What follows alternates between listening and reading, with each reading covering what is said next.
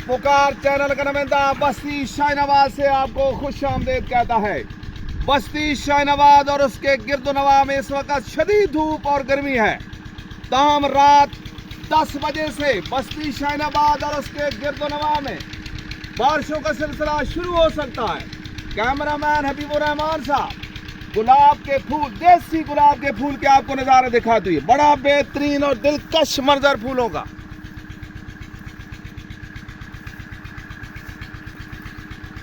इस फूल को देखते हुए दरूद शरीफ पढ़ना चाहिए। अस्सलातु वस्सलामु अलैका या सय्यदी या रसूल अल्लाह व अला आलिका व अस्हाबिका या सय्यदी या हबीब अल्लाह।